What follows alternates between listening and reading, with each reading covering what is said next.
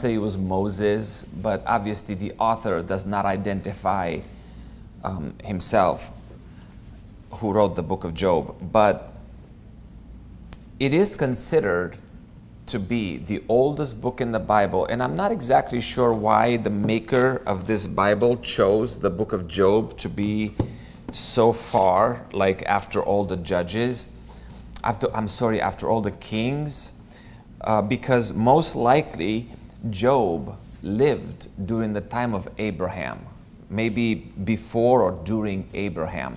So would that be the only book that's out of order then? In the I would say so. Okay. I would say so, because otherwise the Bible would have started with the book of Job, and then that would have been a little bit goofy, right? Instead of course, had to start with in the beginning, was God. In the beginning, God created heavens and the earth. And of course, the book of Job, however, it was considered that it was the oldest that was written. So it's part of the poetry when it comes to how it fits in the Bible. So there's 5 books of poetry: Job, Psalm, Proverbs, Ecclesiastes, Songs and Songs of Songs, the Songs of Solomon. And it's really very interesting book, very unique. I saw the kids that are going to be with us. I say that's wonderful, because the book of Job, it's like a story, right? And of course, everybody's very familiar with the book of Job. But I wanted to take the time that we have today to obviously refamiliarize ourselves with what's going on in the book of Job. And the first 2 chapters is what we call setting the stage. So it starts with Job as described being such a wonderful person in the eyes of God, not just in the eyes of people. So let's please read about Job's purity and prosperity. So he was a very righteous person. God took note of him, and God was very proud of Job's righteousness. He was a very special person. Yet something terrible is going to be happening with him, and we're going to go through that a little bit this morning. So let's please start with Job chapter 1 and have a volunteer read verses 1 through 3. Who wants to read that first? Lisa had her hand up before I even pointed, so go ahead. There was a man in the land of Uz, whose name was Job, and that man was blameless and upright, and one who feared God and shunned evil. And 7 sons and 3 daughters were born to him. Also his possessions were 7,000 sheep, 3,000 camels, 500 yoke of oxen, 500 female donkeys, and a very large household, so that this man was the greatest of all people of the East. So you see, Job is no ordinary person. It's so refreshing to hear that here's a man that is blameless, upright, one who fear God and shun evil. God is like, whoa, I'm taking notice. This is not just anybody. Because the majority of the people are the opposite, right? Lots of blame, not upright, more like crooked, don't fear God and love evil, right? So that's really the context. And in response, he was not only righteous, but he was very wealthy. Wealthy is the right term to use for Job. Job had a lot of possessions, and wealth is not just material possession. He was happy. He had a great family. He had a great kids. He had a lot going on for him, right? And then that's the first act, right? The fact that Job's purity and prosperity, he was such a great person. And then second act, we see Satan's proposition, and then God giving him permission. Now, let's please read chapter 1, verses 6 through 12. Bradley. Now there was a day when the sons of God came to present themselves before the Lord, and Satan also came among them. And the Lord said to Satan, "From where do you come?" So Satan answered the Lord and said, "From going to and fro on the earth, and from walking back and forth on it." Then the Lord said to Satan, "Have you considered my servant Job, that there is none like him on the earth, a blameless and upright man, one who fears God and shuns evil?" So Satan answered the Lord and said, "Does Job fear God for nothing? Have you not made a hedge around him, around his household, and around all that he has on every side? You have blessed the work of his hands, and his possessions have increased in the land. So you see this exchange between God. We're not exactly sure how this is happening, but some people say, "Oh, how in the world can God come in the presence of, come Satan come in the presence of God? God cannot be in the presence of evil, right?" So we don't know exactly how it happened that God was able to have an exchange with Job, but quite fascinating, right? God says to Satan, "Hey, what do you think about this person? Isn't he great?" So we see what happens. So God allows him to really touch him, in a sense, touch his possessions. And then that's exactly what happens next. In chapter 3, we see, let's please read 13 to 22. 13 to 22. This is Satan's persecution and Job's patience. Chapter 1, yes, I'm sorry. Chapter 1, I apologize. Chapter 1, 13 to 22. Who wants to read this? Come on. I want some kids to be involved too. Zach, you want to read that loud, please? 13 to 22. You're a great reader, okay? Great reader. You are love to read. Go ahead. Now there was a day when his sons and daughters were eating and drinking wine in their oldest brother's house, and a messenger came to Job and said, "The oxen were plowing and the donkeys feeding beside them, when the Satans raided them and took them away. Indeed, they had killed the servants with the edge of the sword, and I alone have escaped to tell you." While he was speaking, another also came up and said, "The fire of God fell from heaven and burned up the sheep and the servants and consumed them, and I alone have escaped to tell you." While he was still speaking, another also came and said, "The Chaldeans formed three and raided the camels and took them away. Yes, and killed the servants with the edge of the sword. I alone have escaped to tell you." While he was still speaking, another also came and said, "Your sons and daughters are eating and drinking wine in their oldest brother's house." Suddenly a great wind came from across the wilderness and struck the four corners of the house. It fell on the young people, and they are dead. And I alone have escaped to tell you. Then Job arose, tore his robe, and shaved his head, and fell to the ground and worshipped. And he said, "Naked I came from my mother's womb, and naked I shall return there. The Lord gave, and the Lord has taken away. Blessed be the name of the Lord." And all this Job did not sin nor charge God with wrong. So you see devastating what's happening with him. All of a sudden, just like that, in a blink of an eye, he lost everything. Lost everything. The only thing he didn't lose at this time is his wife and his health, right? As we know. But can you imagine losing all of your children, losing all of your possessions, losing all of your servants, all of your employees, I guess. So that's really what happened. So before we go further, the book of Job is considered to be a theodicy. And you say, what is that, a theodicy? A theodicy is defense of God's goodness, justice, vindication, and providence in view of the existence of evil. So the world believes in payback. The world believes that pain and suffering are always a result of sin, right? But Job, the book of Job teaches that God allows pain even when there is no sin. There is this concept in the world that if you're going through some difficult times, you must be sinning. But the book of Job obviously proves that that is not the case. God is free to do as he chooses, even if we don't understand or if we don't think it's fair. So then the fourth section is Satan's persistence, and God gives additional permission. You remember first time says do whatever you want to do, but don't touch him.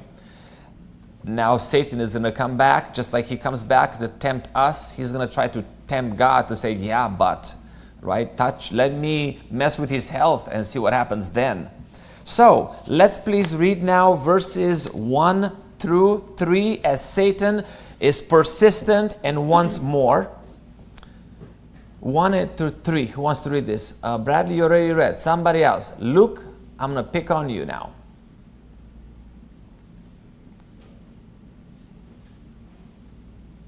And there was a day when the sons of God came to present themselves before the Lord, and Satan came also among them to present himself before the Lord. And the Lord said to Satan, "From where do you come?" Satan answered the Lord and said, "From going to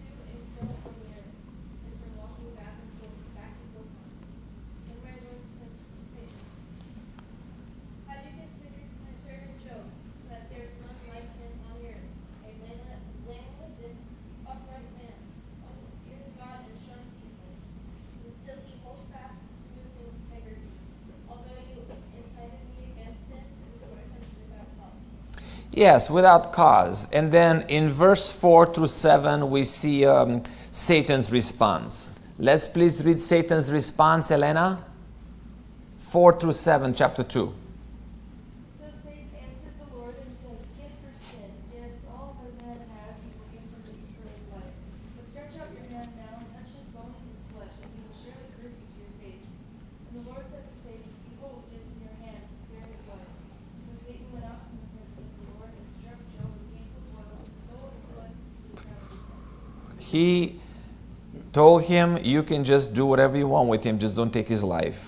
And he gets, I imagine Job says, don't worry about it, I'm just going to pick the right disease for him. I'm not going to give him just a migraine occasionally or a stomach ache every now and then. I'm going to give him a really horrible disease. And this disease, we don't know exactly what it was, but actually there is a disease that doctors named after Job because it was very similar. And guess what's called? Job's disease. Yes. So horrible disease to where your skin is like falling off and wounds everywhere, sores everywhere. Sometimes you have one sore, is like, oh, this hurts so much. Think about poor Job. Somebody had their hand up. Brad? Either last week or the week before that, we were talking about our purpose Yes. here, and that our sole purpose is to glorify God. Yes. And this is another great example, and it's kind of sad to look at it this in one sense, because it's like, man, poor Job, he did nothing wrong, and he gets all this punishment. Yeah. Yet it's all to the glory of God. Yeah. Everything that's happening, Of course. stays strong, and it's just like, Yeah. see, Satan, Yeah. it's still Right. it's still okay, and it's because of who I am.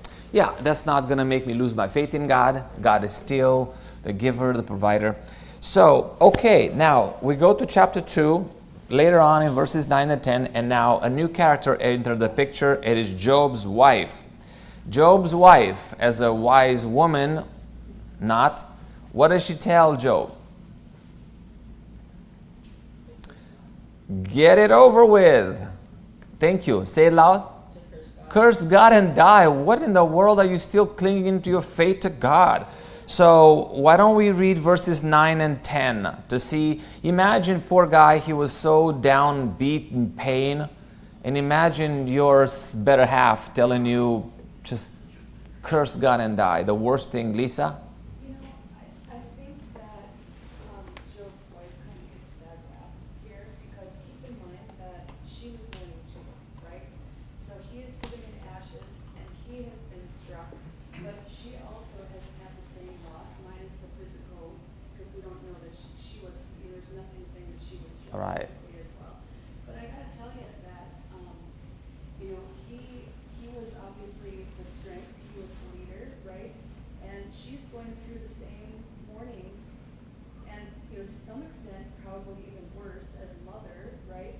And, you know, I'm not sure that anybody here wouldn't have done the same thing. Is what I'm trying to Well, I mean, if God forbid, Along with that, Yeah. you said it's always harder watching your spouse go through something than if Yeah. you going through it. well, that's right, and you guys try to help each other, followers of Eve, but the reality is that obviously that was not speaking with wisdom. And you know, I imagine if I was Job and my wife says, boy, why don't you just curse God and die? It's like, oh honey, that's a lot of help, thanks a lot. I'm not trying to justify Right, her. right. I am saying that Right. I think she gets a little bit of a tough rap. I do. I mean, Yeah. not that she wasn't wrong. I'm not saying she's Right, right. right. I'm just saying that, you know, putting myself in her place. It's tough, for sure. No, I'm not, it was supposed to be a joke. It's not serious, yes. So, Barry had his hand up first and then Red. Yeah, so at the end of it, in all of this, Job did not sin with his lips. I think that clarifies. It doesn't. I don't disagree when you're going through something horrible. In fact, all of that comes to mind when you're going through something horrific. It's like, why am I going through this? Yeah. But the end result is always the same. We're always supposed to remain faithful regardless of what we do. Right. Absolutely. Red? Well, we're going to get to it, but in chapter 3, short of cursing God, he does exactly that. He just deplores his birth. Yeah. You know, the woe is me, we all, Yeah. if we've ever reflected on the adversities that we have suffered, Yeah. I have never suffered the loss of a child, but I know a number of people that have. It's brutal. It's brutal. I mean, it's life-changing devastation. Yeah. For sure. And, I mean, I couldn't say it exactly as a absolute, but so many marriages can't even stay together. Make it through. When Yeah. When they lose Right. a child, it Right. just goes boom. Yeah. And I understand, but without her saying this, you can't get Job's response. Right. Is a teaching tool for us. Right. To understand. And of course, we know the whole story. We read the end of the book too. Right. If you didn't read the end of the book, you think, Right, know what happens in the end. But there are elements and there are lessons, and Job is a type of book that when we read it, you always learn more from it. We're all familiar. We know that in the end it's a happy ending.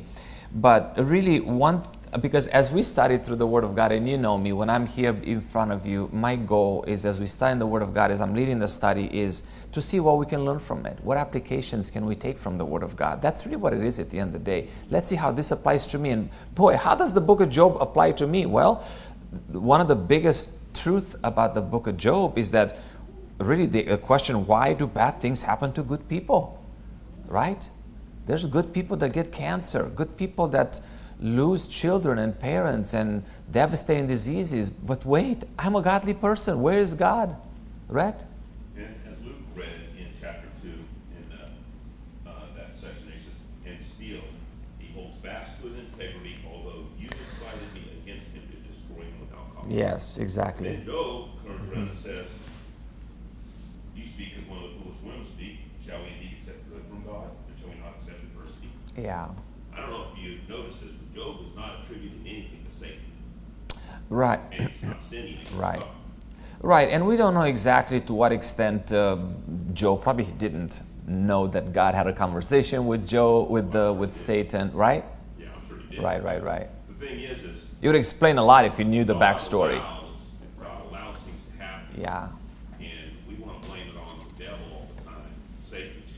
But it's usually us giving in Yeah. to our own impatience. Right. Where this is Right. exactly not the right, case. right.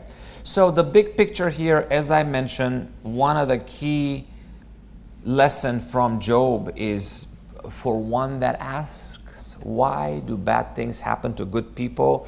And the response is, guess what? It's not always their fault. It's not always their fault. So can I trust God no matter what, even if I suffer unjustly?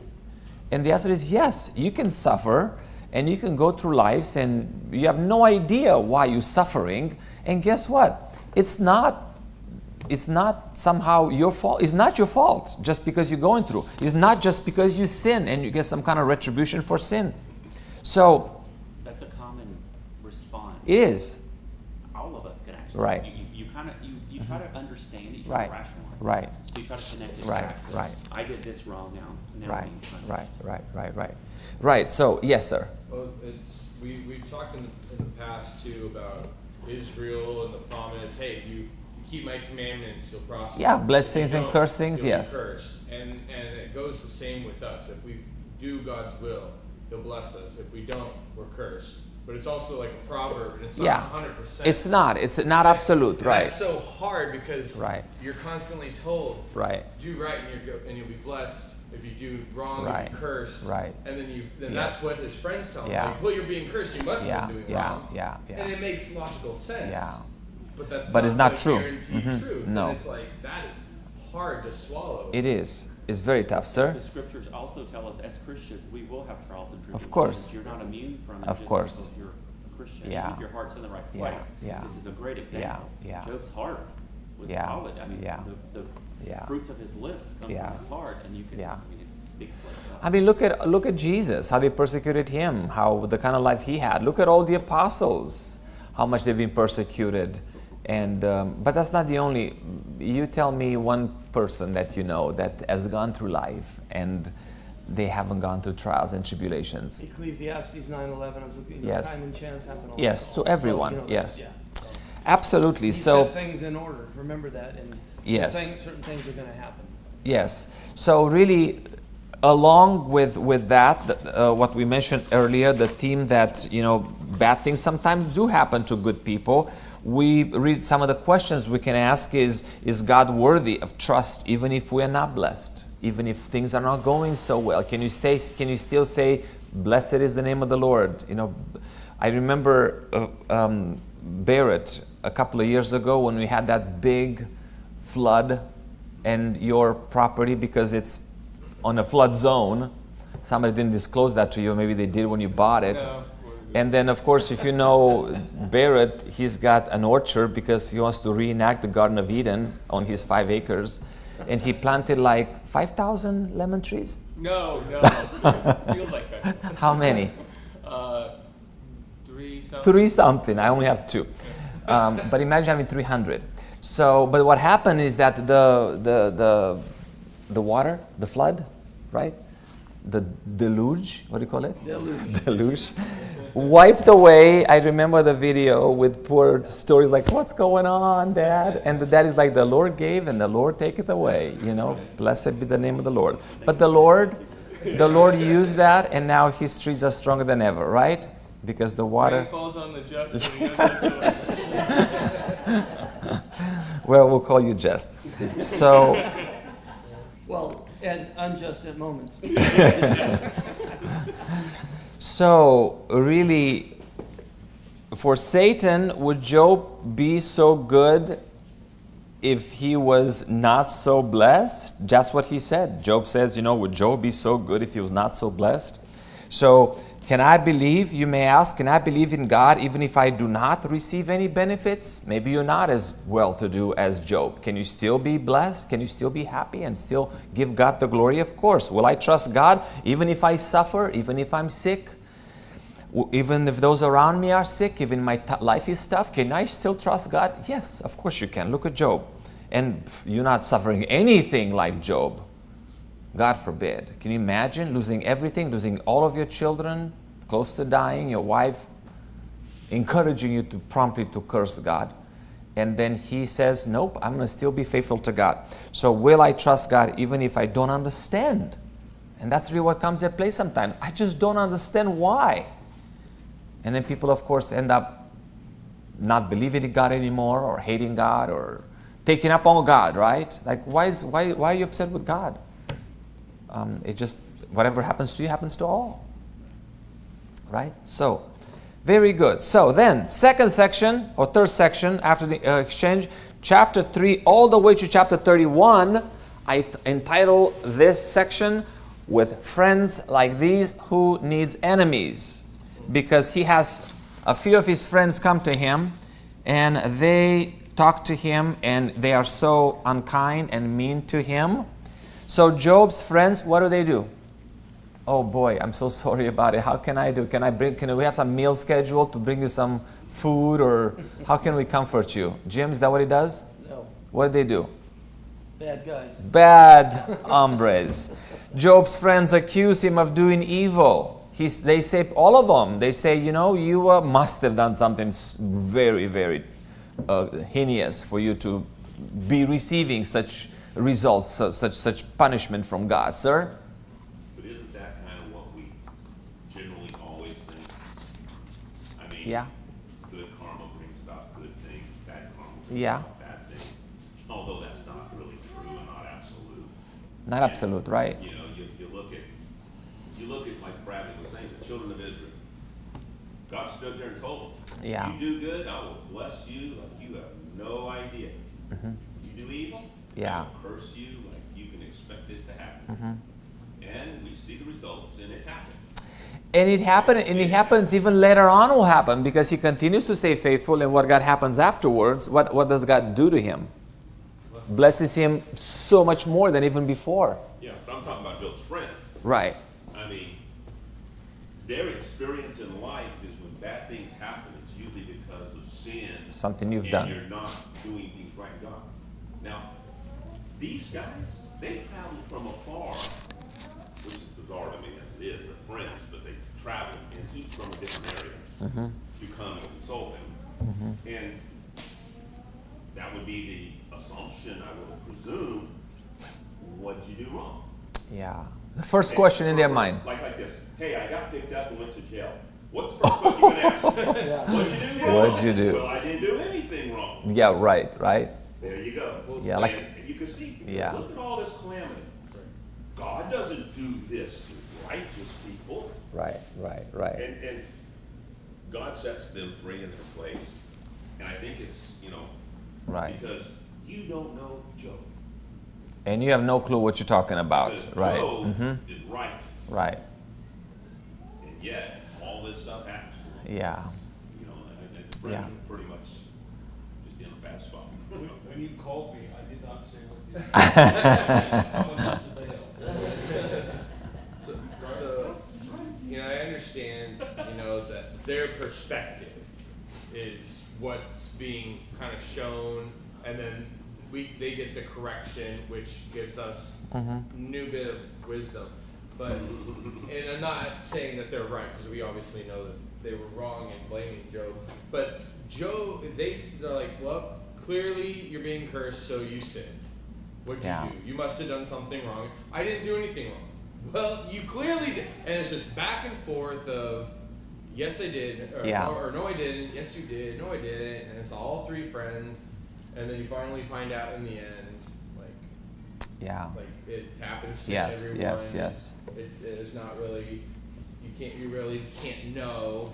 So and that makes it, that was, when I was reading it, I was like, man, that's hard. Like, if it was, like my life is going bad because I sinned, I can at least recognize that and go, I need to make a Take it on, change. yes. If life is going wrong, well, am I doing something wrong? It makes me question everything. And that is, to me, is like the true test of your faith. And that's precisely why the book of Job is in the Bible, because everybody, when somebody goes through difficulties, through struggles, through challenges in their life, a fraction of what Job was going through, it gives you faith. It increases your strength to know, you know what, this is what Job did. Maybe that should be the right attitude for me. But let's delve into a little bit further. So we just read a little bit in chapter earlier into what happened so far with the discussion. But everything that we read before we go into Job's friends and that accuse him of evil doing, I want to read a passage that when I read it just stayed with me, and I thought about it and I looked at it from a different angle that I didn't see it before actually. I'm going to have a volunteer read Job 3 verses 25 and 26. Go ahead, Jim. For the thing I greatly feared has come upon me, and what I dreaded has happened, and what I dreaded has happened to me. I am not at ease, nor am I quiet. I have no rest, for trouble comes. So, I wanted to emphasize on verse 25, where it says, for the thing I greatly feared has come up upon me. And what I drew from that, I've read this many times, but what I read from that when I was reading with my family, I didn't say nothing at the time, I just kind of thinking of it, but they say that fear is a horrible thing, right? Fear is like the opposite of faith. You are afraid of something. The point I'm trying to make here is like, what is he going with this? Is that we should not be afraid. Fear is when you fear something, is like you see something happening. You can if you think of something in the past and I'm afraid, if you leave the house and say, I'm afraid a cop is going to pull me, a cop is going to pull me over, a cop is going to pull me over, and you kind of put that out there, right? Doc, what's that? You what? The law of attraction, Lisa mentions it. You bring it into yourself. If people say, I'm sick, eventually they're going to get sick.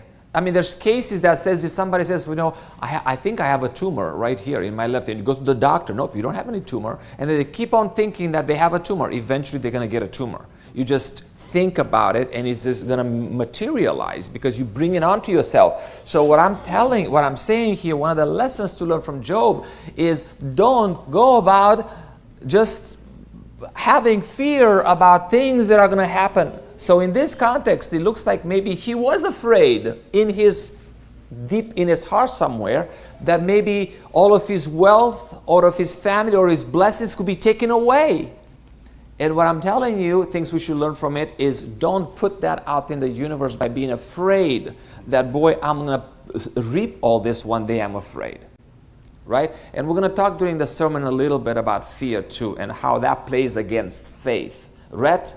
You know, it's funny that you mentioned that, but we know that Job was afraid because for Job said in chapter 1 and verse 5, for Job said, "It may be that my sons have sinned and cursed God in their hearts," as Job did regularly. He was always sacrificing to God on behalf of his family and his children. Yeah. And so, I'm not sure if I'm putting this correctly. There is a sacrifice that we do for God that God requires. Right. And then there's a sacrifice to God just in case. For just in case? Yeah. You know what I'm yeah, saying? yeah. You know, it's like, okay, I'm supposed to get 10%, but I'm going to get 12 just in case. Yeah. Which we know we don't buy our way to heaven. Right. But here Job, obviously, Right. he feared God. Not Right. in a bad way, but in a good way. And when you think about this, what happened? First off, it didn't happen to Job Yeah. in the sense of physically. It happened to everything was taken away. Yeah, so anyways, we're going to move. I'm sorry, sir, you had a comment. Yeah, I was thinking about this verse all week. You thought about this verse all week? Yeah. Uh-huh. Okay, so I was up on my scaffold, and then I put a ladder on top of that to get to 30 feet. And I'm terrified. This is why I've been staring at my house for 3 months and not finishing it, because I don't want to go up there. And that's all I'm thinking about is not fear, not the height, but the fall. But that's a natural reaction to the things that are around us. And fear is there to help us exert caution in certain circumstances and to bring into purpose of what we are about. Fear should never stop you from moving forward. And I don't think it stopped Job from moving forward at all. But fear is there also to keep in perspective the danger and reality around us. Well, you make a great point. Yes, I'm very much afraid of heights too. And it's for a reason, because I don't want to fall. But this is a different type of fear. He was afraid that something would happen to his kids, to his wealth. So there's definitely something to be said about using the emotion of fear that God puts in us, right? But yet, I think, how many times in the Bible it says, don't be afraid, don't be afraid, don't be afraid, don't be afraid, don't fear not, fear not. So it is very important for us to not lead with fear, right? And especially, of course, if you're going to climb on a big roof, you better be afraid a little bit, because what if you fall, you better watch where you step in. But here, what was he afraid of? He was afraid of things that he couldn't control, right? Tracy? There's fear of, God gives us senses. So when you sense things and you fear the situation, it's like you were saying, that's a different situation than fearing, than not fearing God or fearing Satan, or that's going to impact your heart. Yeah. But we do have senses, and it guides us in the right direction. Yeah. Of course, if I walk outside and I decide just to walk in front of a car, I should have a fear of walking in front of that car. Know what happens. That's a different type of fear, as opposed to a fear that you impose on yourself because you think of something bad is going to happen to you, and out of and that will pure, paralyze you. right, Fear right, in that sense right, paralyzes you, and right, cripples you, right, and that's when Satan takes over. I mean, Satan wins right. at that He's right point, there, because right, at that right, point, right. You're not putting your faith in God. You've gone in a whole different direction. Very good. I just want to toss that in there, guys, and we're going to move on because it's we are, this is like a very big book. I was hoping to finish Job today, and we are in chapter 4, and Job is not a small book. We got all day. No, you would. Oh, thank you. Very generous. Let's see. Okay, let's go in chapter 4 now and see Job's friends and how they accuse him of evil. So Job's friends are not able to endure the misery of his suffering, so they jump to conclusions about where that suffering is coming from. And what is the source of all that misery? It's got to be what you've done wrong. The first of the three, Eliphaz, acknowledges that Job has been a source of strength to others, but then he turns and to put the blame for Job's suffering squarely on Job himself. Says, yes, you've been great in the past, and you've been such a great source of strength to many people. You've been such a great person, but now that this is happening to you, well, it's your fault. You must have done something horrible. So his view is pain is the result of sin. That's really what Eliphaz says. Job chapter 4, verses 7 and 9. Who wants to read this? Ava, can you please read this? Job 4, 7 through 9.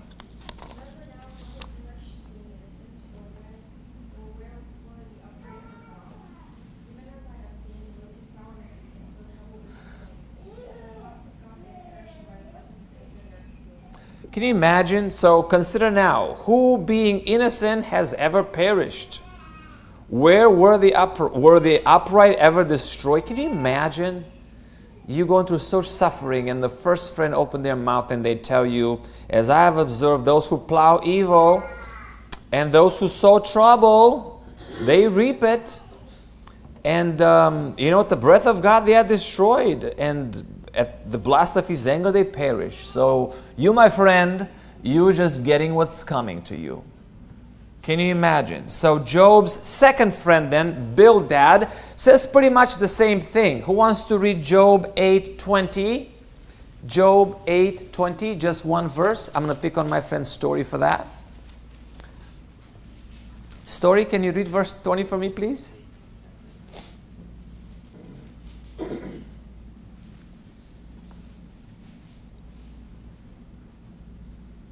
Behold, God with not Reject a blameless person. Nor take the hand of Of evildoers. So God will not reject a blameless person. So he's telling him, you are not blameless, right? Because God won't reject you, nor take the hand of evildoers. So he's telling him the same thing. You must have done something wrong. And third friend, Zophar. Thank you, Story, for that, by the way. Nice job. So Zophar, we're going now a little further down to chapter 11. And Job, so Zophar, as I mentioned, he pretty much repeats the same thing. Let's please read chapter 11, verses 14 through 15, and then verse 17. Who wants to read this?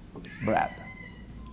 If iniquity were in your hand and you put it far away and would not let wickedness dwell in your tents, then surely you could lift up your face without spot. Yes, you could be steadfast and not fear. 17. And your life would be brighter than noonday, though you were dark, and you would be like the morning. So you see all three friends, same philosophy, same ideas. So they're reasoning God sends calamities upon the wicked people. And if you are going through calamities because you are wicked, so you have suffered a calamity, therefore you must be wicked. There's no other explanation. No other explanation. So this is false. Although it is very common accepted among people in our day and age, is it not? Yeah. It just, people think like this. Even Christians sometimes think like, oh boy, I wonder what he did wrong. Well, maybe nothing. Maybe nothing. And it's actually called a theology of divine retribution, and it assumes that God blesses those who are faithful and punishes those who sin. And as somebody mentioned earlier, it is true that many times throughout the Bible, God says, if you do good, you'll be blessed. If you don't do good, you'll be cursed. But it's not absolute.